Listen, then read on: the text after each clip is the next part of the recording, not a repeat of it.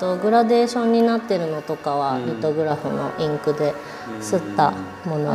これそれぞれこう和紙を貼って、そうですそうです、あのサイズ、ほぼあのサイズですね。こう貼り付けてその上から描いてってる。そうですね。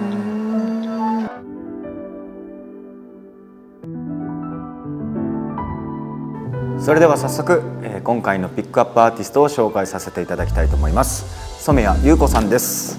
よろしくお願いします。よろしくお願いします。染谷優子です。お願いします。染谷優子さんです。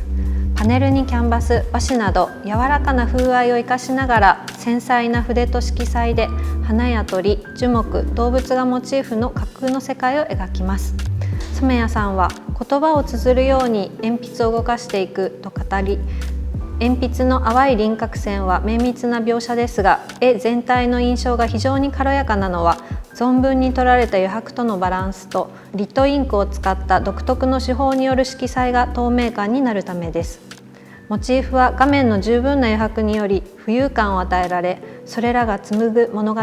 そしてその続きへと鑑賞者を誘うかのように強い輝きを放ちます。はい、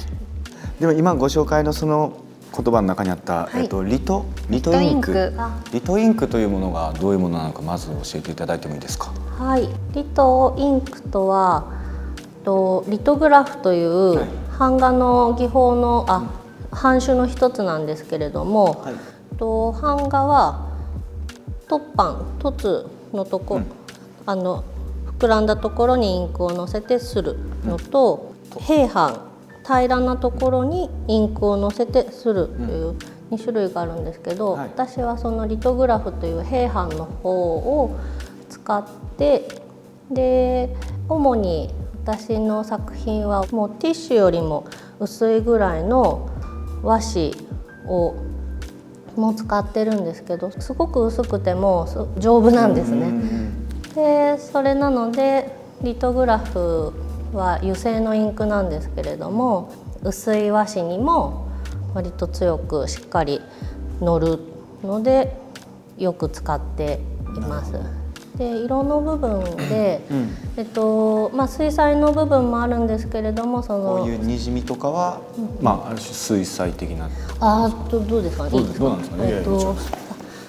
そうですね。これ水彩ですね。こっちリト。そうですね。この少しグラデーションになってるのとかはリトグラフのインクで刷ったものになりますね。普通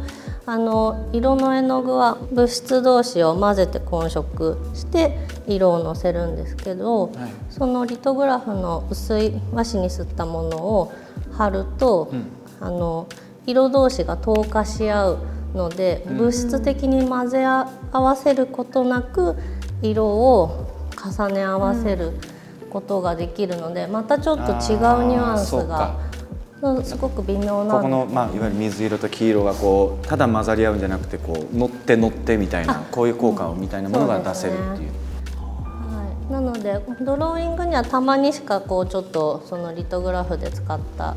和紙が出てこないんですけど、大型の大きいペインティングの作品だと大きな面でズバッと貼って。これは4枚をつなぎ合わせて。そうですね。もう後ろの和紙の貼り方もちょっと金箔っぽいから、よりそれぞれ和紙を貼って、そうですそうです。あのサイズ、ほぼあのサイズですね。こう貼り付けてその上から描いてってる。そうですね。気になっているのが多分こちらの作品も詳細はそうなのかもしれないですけど、この黒い部分の線すごく細かいんですが、どういった素材で描かれているんですか。これはすごく細いところはほとんどが鉛筆ですね。もう普通の鉛筆削りだと芯がこの5ミリぐらいしか出ないところを、やっぱ自分の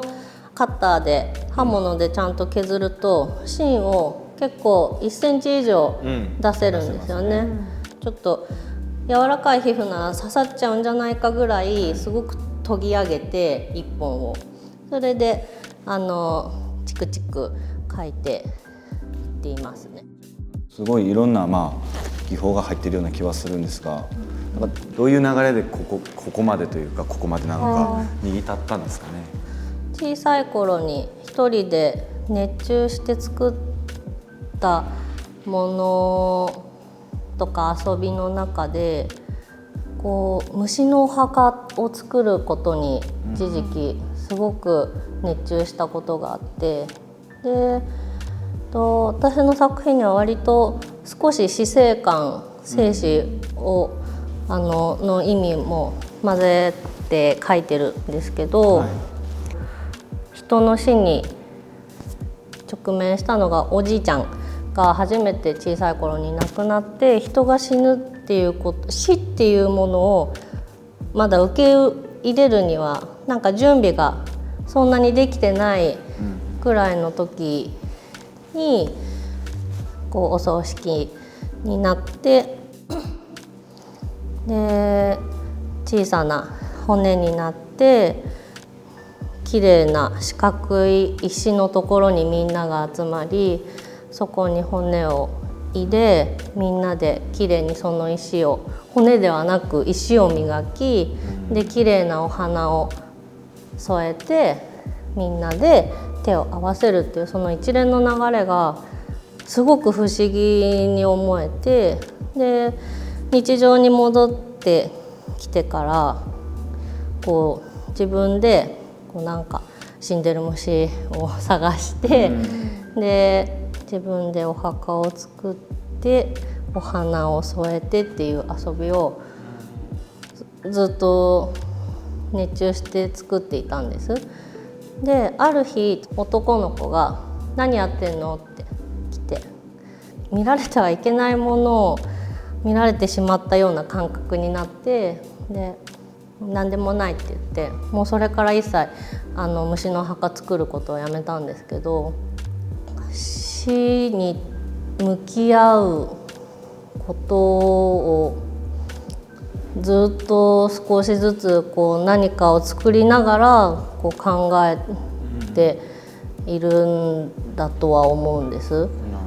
ちょっと仏教家じゃないけどそういうニュアンスもありますよね。そうですね。はい、そういう仏教的な考え方が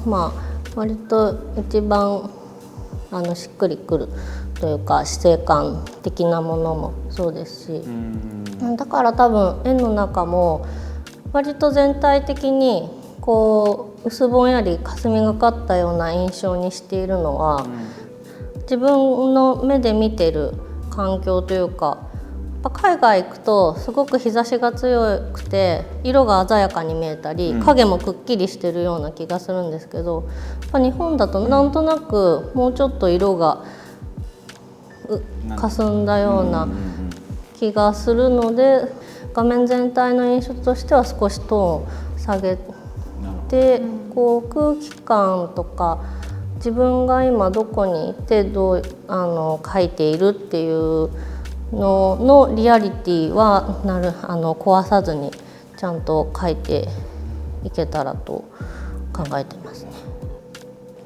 見れば見るほどですけど、近々展示とかってどこか、千葉県の桜市立美術館というところで、グループ展に参加します。いつ頃ですか？1月の26日からかな。大きい作品からこのくらいの小さなドローイングまで結構いっぱい出すんですよね。17、8点ぐらい、たくさんです。大型のから中型のから、ここから先にさらにチャレンジすることとかイメージであったりしますか？やっぱり今墨の表現を少しもっと深めていきたいなと思っているので、昔の先人たちの作品からたくさんまだまだこう学べるというか、この表現いいなとか、そういうのを探しながら、さらなるもう少しこう鉛筆はたくさん描いてきたので、次はこう墨に行ってみたいなと。じゃあ今日は本当にありがとうございました。ありがとうございました。染谷さんの作品はミートアートのオンラインショップで特別販売されておりますので、ぜひぜひ皆さんチェックしてみてください。以上ピックアップアーティストでした。染谷さんでした。ありがとうございました。